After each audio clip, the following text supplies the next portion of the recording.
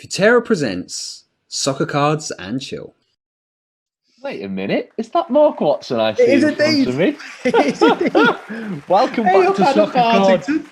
Well, there we are. Welcome back to Soccer Cards and Chill, everybody. I'm Adam Partington, head of marketing here at Futera, and that on the other side of the screen, on the other side of the world, actually, is Mark Watson, our creative director. And this episode of the Soccer Cards and Chill podcast we're going to be talking to a football historian a little bit later in the show. But to start with, the whole purpose of this podcast is to talk about a new collection that we're launching that we're dropping on the website on Friday the 20th, which at the time of probably you watching this will have already dropped or will be very close to. Mark, yes, it's where do we start on this one? I mean, the guys will already be well aware of what it is that we're doing. They'll have received the email. Do you want to kind of give us some context on what this collection is and where it came from? Yeah, let's start from the very start, Ed. So for anybody who doesn't know what Taddy's is, Taddy's was a famous cigarette card brand, or cigarette brand, I think, but cigarette card brands from the earliest 20th century. They released in 1907, they released the Prominent Footballers set, which was like really close to what trading cards are now. Like it was a football card set with pictures of footballers from Manchester United, Liverpool, Arsenal, Fulham, etc. And it became really, really popular. I think you got a card in a packet of cigarettes when you bought them. And it became so popular that they also released sets in 1908 and 1913 as well that became really collectible. And they're really collectible up to this day. We're massive fans and always have been. We have a huge collection in our archive of sort of vintage Taddy's cards. And in 2013, we decided as a company to re-release a Taddy's set. So I'm sure people who've been following Futera for a while know that we had a computer game, an online game called FWF Online. And as part of that, you could win redemption cards. And one of these redemption cards was going to be a sort of a re-release of the proper old vintage Taddy's cards. So one's from our archive from 1908, 1909 to 1913. And we basically repackaged them in this beautiful like sort of frame that went around it, and it came with a certificate, etc. Now, at the same time, so people redeemed them from the game. You had to win points, and you could redeem them for the points. At the same time that we did that, not many people know that we also started making two sets, Series 2 and Series 3. The original Taddy's was Series 1. Series 2 and Series 3, which was us re-envisaging the card, basically. And when I say that, I mean that we took the original card, we recreated the exact font with the same spacing, the same errors on the font. The word prominent had the full stop at the end. The circle that the players sat on the card, if you know that Taddy's card, wasn't perfectly round. And so we matched it exactly. And the cards were just a recreation of Taddy's cards, but with more modern players on. So I think if I'm the right way around, Series 2 had modern players in 2013/14. So Messi and Ronaldo, etc., are in there. And then we had Series 3, which was players from the 60s, 70s, 80s, 90s. So Lothar Matthäus, Hugo Sanchez, Diego Maradona, people like that were in the collection. The idea of these were that they were going to get released as a redemption as well. And we're going to try and get some of them autographed as well. It was a whole set that we were trying to put out as this. Then in early 2014, just as we were about to release, sadly, Eusebio, who we put in a collection, passed away. I think it was in January 2014. And so we made a decision that we were going to put out just 4 of his cards out to FWF Online early, just a redemption of Eusebio cards. Now, I can't remember if they actually went out. So if they are, I'm sure this is going to put the value of those cards through the roof. It's probably this podcast more, because I can't remember if they went out. But to my knowledge, I think 4 went out. Right. And I don't think any other cards went out. I'm pretty sure they didn't. But then the story sort of gets interesting. And we were moving office at the same time. And the classic sort of like boxing everything up and put it to one side. And then we moved office like the week after, and we never saw the cards again. Now, not only like is that gutting because there's a set of cards that were just missing, but I can't even tell you how much effort went into these cards. For a card that is basically like sort of a white background with a black front to it, and there was so much effort. This was literally a stay up all night making sure that everything was perfect to it and the names were in the right order. It was just so much work, and the backs were beautifully recreated, etc. And then they were lost, which sounds ridiculous, but I'm sure we're not the first company to do something like this. As you move offices, and I'm sure a lot of trading card collections also don't get released for different reasons. So it sort of went out of our minds after that. We're gutted for a little while, but Unique 14 had to come out, and a lot of efforts going into that. So sort of Taddy's cards that we had made sort of went back sort of into the archives of Futera, I suppose. I know there was a few articles written at the time about this collection that was coming out, but it sort of went back from there. Fast forward a few years, what's that, 7 years? And I'm on a phone call with you, Ads, I think. You, and it was Bobby, who I'm sure a lot of you know. He's a collector. He's come to work for us. It was his first ever Zoom call with us. And so we're having a chat and we're going through different things. And whilst I'm on the call, I said, Ads, like, this is really cool because Bobby's here, but look what I found today. And I'd found this box of old Futera cards. And as we went through this box of old Futera cards, this sounds like something out of the Goonies, but it's like finding buried treasure. But this is exactly how it happened. As we're going through, there's Taddies, and we picked the Taddies out. In fact, I have. Yeah, I remember. Yeah. Hey, exclusive here. I've got a couple of the one of ones here as we speak. Boom. Hey. There, okay, just keeping it on screen for about 2 seconds there. As we're going through and looking, there's the Taddies cards in there. Not all of them, but a huge percentage of what we had created for that. So let us have a proper perv then. Show us the front and the back. There we go. Okay, nice. Turn them. Can you see? This is slightly unfinished because they've not been numbered yet, I don't think. Oh, okay. Oh, there we go. But yeah. Okay. No, but just so they get a glimpse. All right. There we go. I think that's Hugo Sanchez, and I think I've got a Platini here as well. Ooh. Oh, Platini! Look at that. Beautiful card in it. Okay. So in terms of the details of the set, because obviously, collectors love to hear these stories, and you have numerous stories like that, Mark, from behind the scenes. But in terms of this set, and what it will include, how many players, more of those kind of details, what the insert ratio is, these type of things. You've got any of that information? Well, I can give you the outline of it. We'll properly release this out onto a checklist in the next couple of days, so it can go up online. There's. I know. You've got it. Okay, well, I'll give you the thing. We split it into two. So there's a series 2 and a series 3. Series 2 is more modern players, but obviously this was made in 2014. So some of those players seem less modern now for some reason.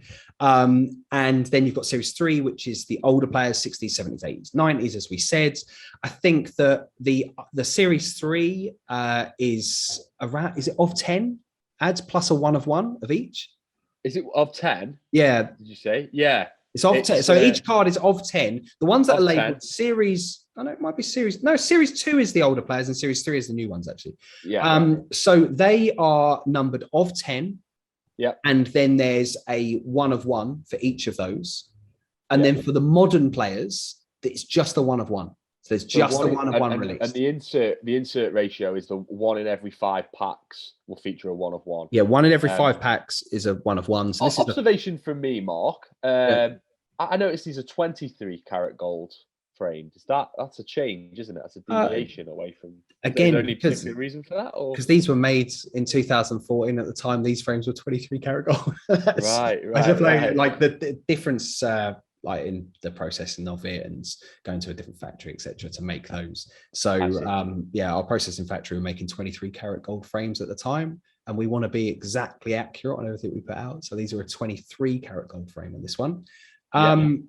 So there's 2 cards per pack, and they're $99 a pack. Yeah. What's really important on this ad is that series 2 and series 3 is mixed in there. So the pack will have like 2 cards in, and it could be from the series 2 or the series 3 collection on that, and there'll be, as you said, 1 in 5 you could, in theory, land a Pele and a Maradona.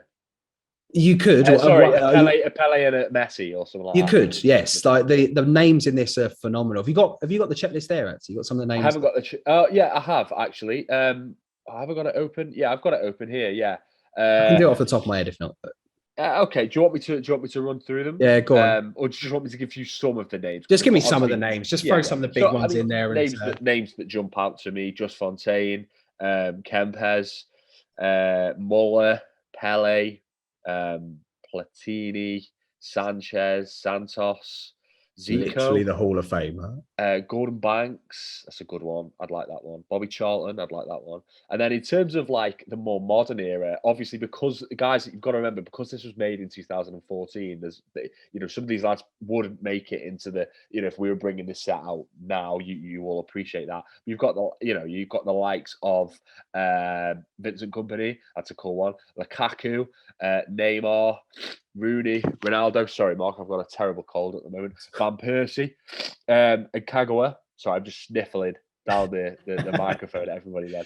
You'll have to forgive me, guys. But anyway, that just gives you a quick snapshot of what you can expect from this collection. I think for us, this is an important collection to get out there.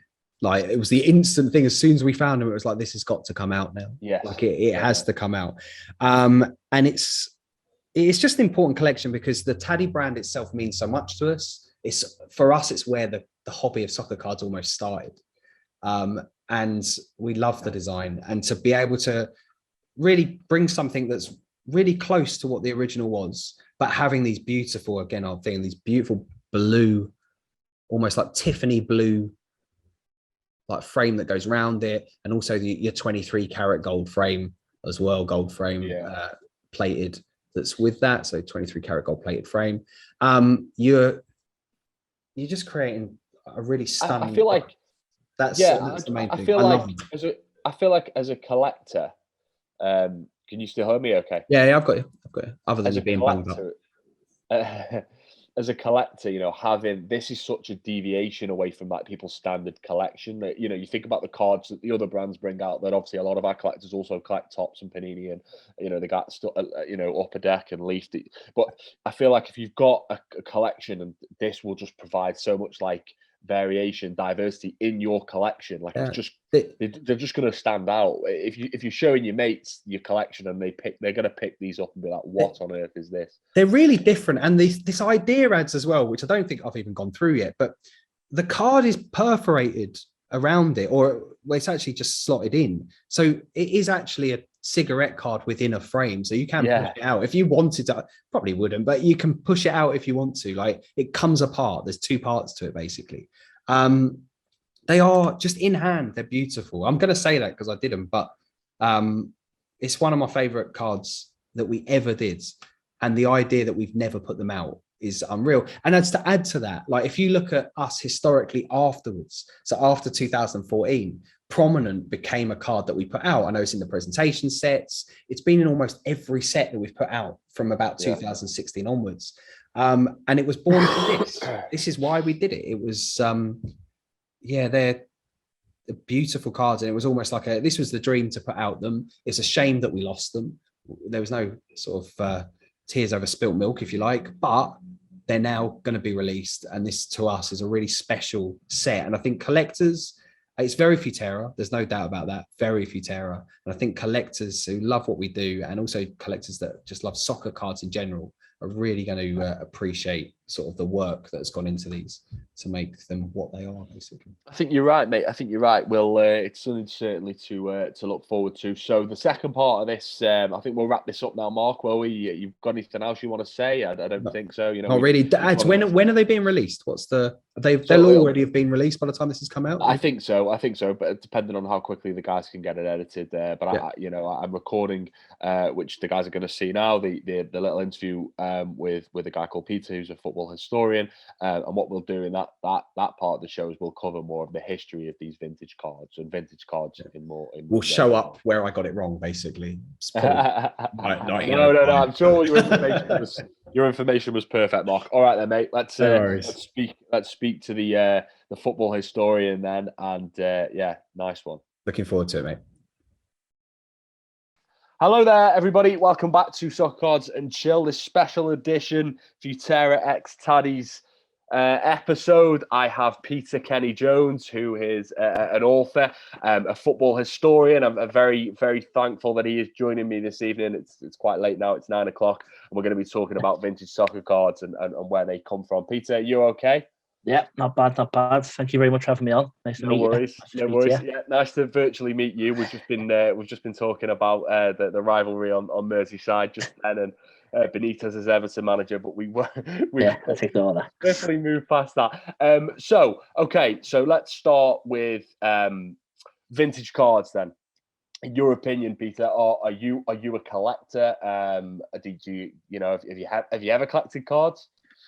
Well, I remember in school, like match attacks and all that was the main one. I think 2004. I remember I needed that Martin Dezou from Wigan to complete the set. I always remember that one. So I got him off someone who wasn't even bothered. But it was just that getting that last player that was the one, wasn't it? But and then my mum and dad got me like loads for Christmas. I remember getting like Alan Shearer and Thierry Henry and all stuff like that. That was boss. So yeah, those are the days of collecting cards for me. Right, I see. And vintage cards more specifically, obviously, you know your stuff.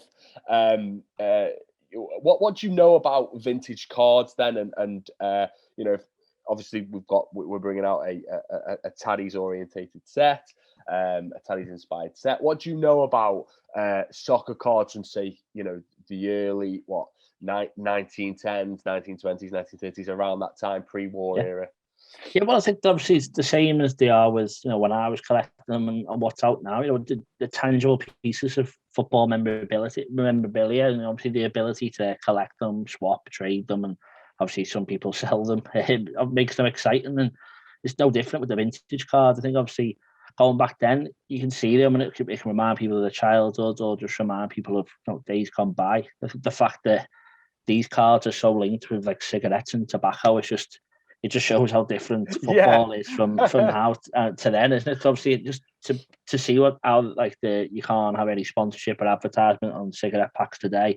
The blank, they're behind the shelf, but here, they was trying to spread the message of their brand by putting a footballer on it, basically. So obviously, it's obviously interesting just to see how much football's changed, and the fact that cigarettes can be fashionable and cool and sporty is just totally different to how they're represented today. And I think even just the card themselves, like, as I was saying then about when I was collecting them, they take you back to that period.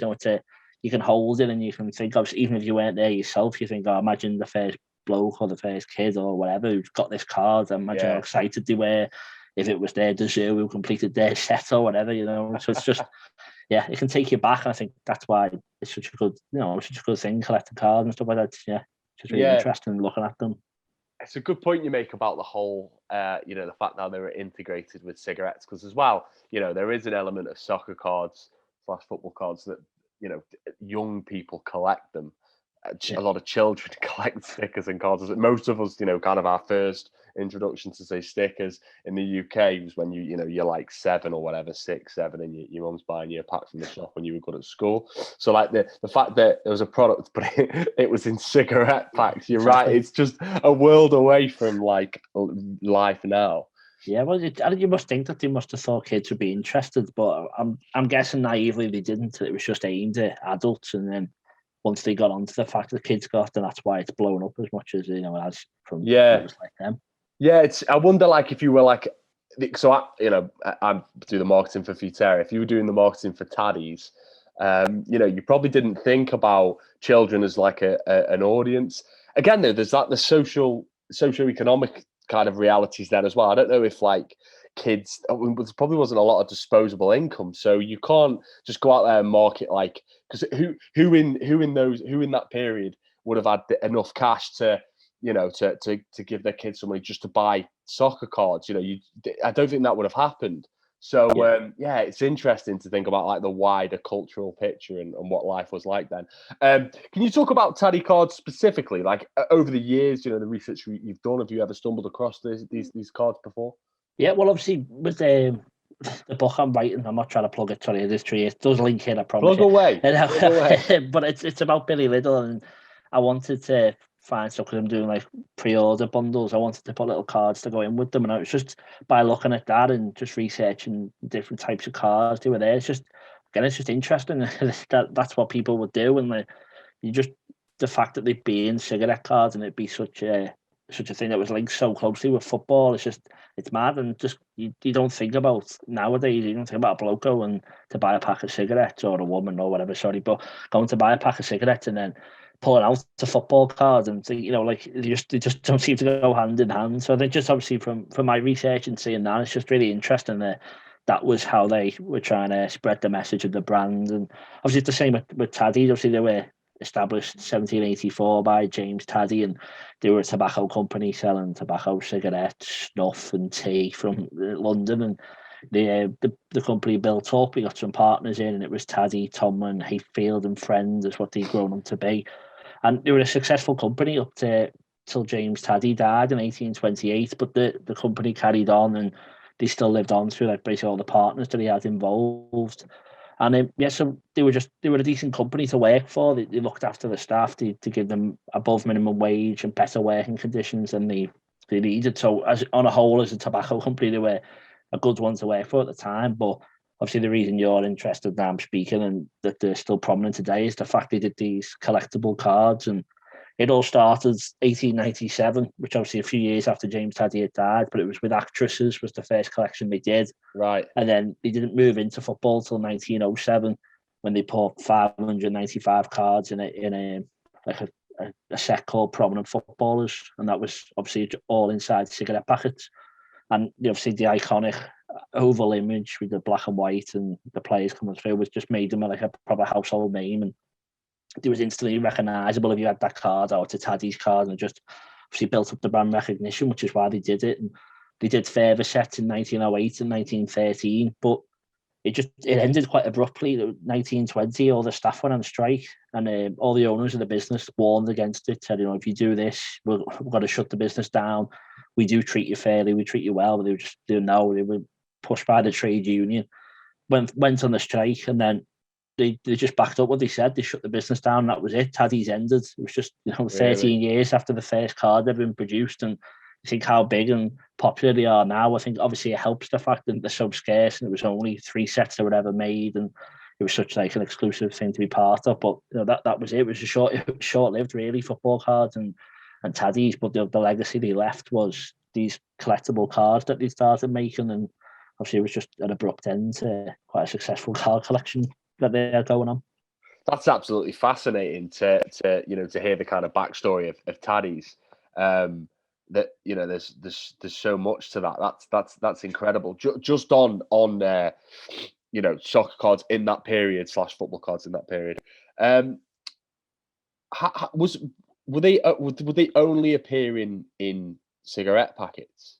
Yeah, so for Taddy's it would have been, because obviously they had the tea and the stuff, but obviously it was just to push their tobacco products. Obviously that was the main thing that they sold. So, okay. And it was as much used to just protect the cigarettes in transit, just keeping the box straight, and they had a nice card in it. That's what as much as collectible and brand recognition, because they would have just had a slip in before that just said Taddy's tobacco, which people were just thrown away. But now they could have a collectible card in it that just started making people keep them. So that was all it was. It was just necessity as much as trying to get the brand recognition out there. Oh, I see. Yeah, that's okay. So it was that. There was an actual genuine reason why these things were in there. Yeah.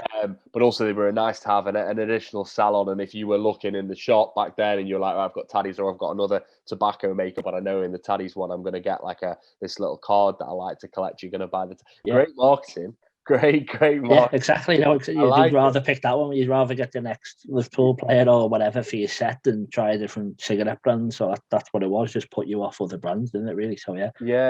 So were they in anything else though? Like, could you get football cards from like with any other? So you mentioned Taddy's did tea as well. Do you know if you could get them with any other kind of products, butter or something like that? I don't think with Taddy's they did, but I think obviously it was more like sweets and chewing gum, and they did magazines and stuff like that. So it was all.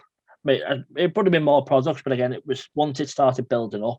Yeah. And they wanted to get into the kids' market as it was much. It was they more tried to push the sweet side of it and stuff like that. Then so obviously, again, looking at the Billy Little ones I've got from a book, they're all from like kids sweets and chewing gum wrappers and stuff like that. So I think that was, again, it was more inclusive because despite the fact they didn't really understand the health reasons behind it, not everyone smoked. So it was, more people, if they could have cigarettes and they could have chewies and they could have sweets, and they're going to attract more people. So that's why it brought that. But I think for Taddies themselves and the early days, it was more just cigarettes and tobacco products. Interesting, mate. Very interesting stuff. So, well, I've got. Oh yeah. Do you know if was there a culture around the cards, and did this develop organically? Did people kind of swap the cards? Did they, did they chase each other down for certain players? Yeah, I think it all would have gone to the fact that what we said, that they didn't think kids would be interested, but they were. I think that's what it was really, and that they were put inside tobacco products and it put them away from kids' market. But kids used to stand outside like the newsagents, and they'd wait for people to walk out with a pack of cigarettes and go, "Come on, can we have your card if you're not having it, or any chance we can have it?" So then, obviously, the people who maybe didn't have kids or weren't interested in football go, "Yeah, fine, pass it on," and then the kids would have a big stack of collection that they take into school.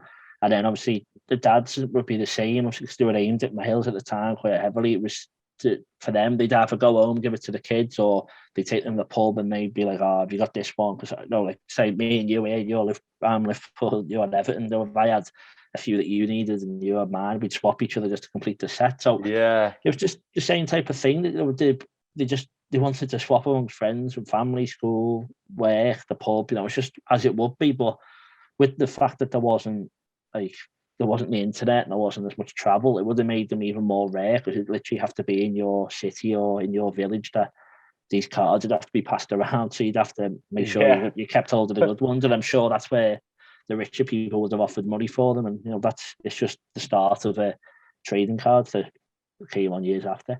Yeah, because there's no eBay to stick the ones there. Yeah. If you were lumbered with a load and no one wanted them, you were in trouble. No one in your town wanted them. Exactly. Yeah, you wouldn't be driving halfway around the country to go and get whoever it was, would you? So no, you wouldn't. Again, it's so. I mean, I love this stuff anyway. I like that. I like history, and so it's always I think when you touch on these kind of cultural elements that have kind of developed now and manifest themselves in the way they do in modernity, and then go back to like where it all kind of started. It is so fascinating. It really is. What players from that time and clubs, because the clubs that we know now, I think the historical old clubs, my club Everton, we're probably right. Yours just about. Arsenal. Clubs like there were clubs that don't exist anymore. I can't think of one off the top of my head, but what clubs and players were people most like looking for? Yeah, well, I think with Taddy's being a London-based warehouse, they mainly focused on the London team. So a lot of the teams and the players they produced were from those clubs, and they produced more of them because they knew that the local area would be more interested in those clubs. So I think that makes them less rare, but like obviously more frequent. Obviously that works together. But I think though, even today I was looking just through eBay and stuff. There was an Alex Raisbeck from Liverpool, and that wasn't just because it's Liverpool. He literally was the most expensive one, but his card sold earlier in the month for 155 quid, and that was just from one of the sets. They still got value today, and it was people like this Warburton who played for Plymouth and Hewitt from Crystal Palace, and you're looking at clubs that that don't really exist today. Clapton Orient, New Brompton, Woolwich Arsenal, they're all like teams that don't exist. So Woolwich Arsenal are obviously led on to But I think obviously with the fact that the team names are different and things are so rare, it makes things more interesting to people. Obviously, you'd rather have, would you? I don't know. You might rather have a Clapton Orient player because you've never heard of them, or you'd rather have someone who played for Liverpool. And I think it's just, as I say, it's players from Plymouth. You can't get much further away than London. So and it just corners of the country. So it's just an interesting time, and that's why these players were just fetching so much money. You can still get today like 50 to 100 quid. It's easy. You can get for some of the most rare cards on eBay, and that's just that's not a special one. That's just that's just an average month. You'll get a few cards that are selling for that much. So they're still popular and they're still about. And there was 1,400 cards. I think they produced just over Taddies across the 3 sets. So for all them, there's going to be some that are rarer than others, but I think that's what it is. It's more like Liverpool, Manchester United players, they go for more today because there's bigger fan bases who are interested in them, and then there's the really rare cards, say from Plymouth and from the more random teams. Yeah, I think we're the official licensee of Arsenal, so maybe we should go after the Woolwich Arsenal license. Yeah, that's it. Yeah. We could just do a set for the Woolwich Arsenal players of like 1904 or whatever they were knocking around. No, it's been great. It's been great talking to you, Peter. What will be really interesting as well, I think, is when we release this set, the buzz in the kind of collector sphere, whether or not that'll kind of push up interest in old school, the real kind of historical Taddy's cards. So we'll get a couple over to you. Yeah, that'd be great. Yeah, I saw your little video today, look boss. So yeah, great. There's something exciting. Yeah, so yeah, well done. Looks really interesting. Well, that's it. It's a part of football history that's important to remember, and I think people too easily forget about the past, so it's good to bring it up. And yeah, well done. I'm excited to be, to speak to you and watch what happens with it. Oh, great. Well, hey, look, definitely come back and do this again at some point. It's been a real pleasure. Very, very insightful. Just before you go, what we always like to do, you mentioned earlier you were coy about your book, but no, give your book a good plug. Giving me your time. No, thank you very much. Well, yeah, so it's called Billy Liddell at 100, a family portrait of a Liverpool icon. So Billy played for Liverpool in like the 50s and 60s. Signed in 38, left in 1961, so he was there for years. Left as the top goal scorer, top appearances. He was a real hero of the club. And basically, he would have been 100 in January. So it's just, I managed to get in touch with his sister, who's a good friend of my auntie. And that's basically where the books come from. And speaking to like friends, family, ex-teammates, I've just tried to make a personal story about his life. So yeah, it's my first book. And obviously, as a Liverpool fan and a footballer story, it just all kind of came together quite well. So yeah, just excited for it to all come together. It comes out in November. It's on Amazon, Waterstones and all that. So yeah, just keep an eye out, and hopefully, because it's just, I feel like a lot of old people know who he is, but I think people my age and possibly your age as well are like, might know the name or won't know much about him. So I think it's just try and reignite the people who are interested in him and hopefully introduce him to a new audience. Sounds fantastic. Do let us know when it's out. We'll share the link as well to our audience. And thanks again, Peter, for coming on Soccer Cards and Chill. Okay, thank you.